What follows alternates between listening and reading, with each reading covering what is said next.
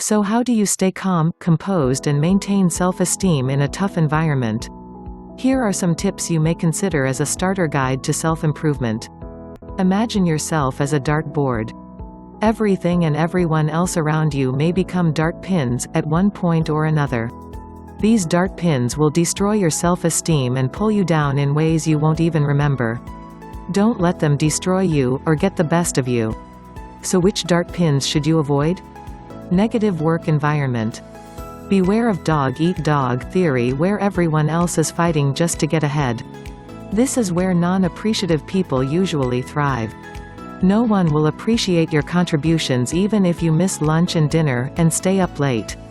Most of the time you get to work too much without getting help from people concerned. Stay out of this, it will ruin your self-esteem. Competition is at stake anywhere. Be healthy enough to compete, but in a healthy competition that is. Other people's behavior. Bulldozers, brown-nosers, gossip-mongers, whiners, backstabbers, snipers, people walking wounded, controllers, naggers, complainers, exploders, patronizers, suffers. All these kinds of people will pose bad vibes for your self-esteem, as well as to your self-improvement scheme. Changing environment. You can't be a green bug on a brownfield. Changes challenge our paradigms. It tests our flexibility, adaptability and alters the way we think.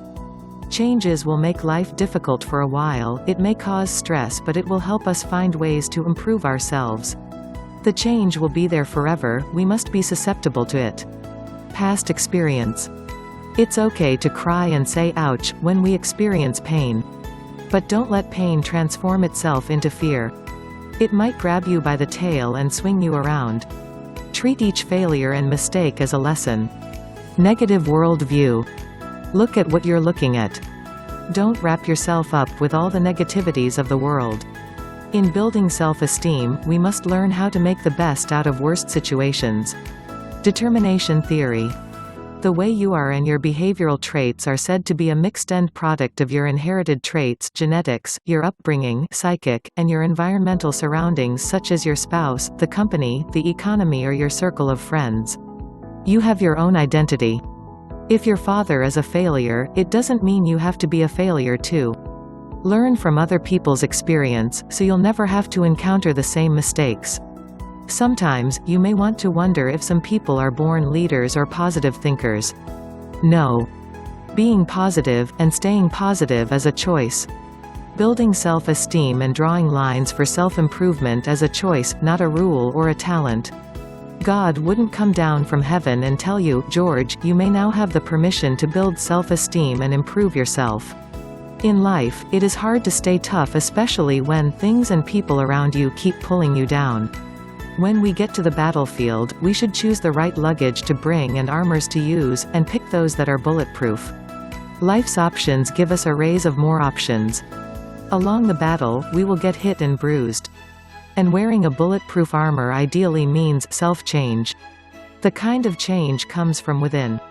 Voluntarily. Armor or self-change changes three things: our attitude, our behavior and our way of thinking. Building self-esteem will eventually lead to self-improvement if we start to become responsible for who we are, what we have and what we do.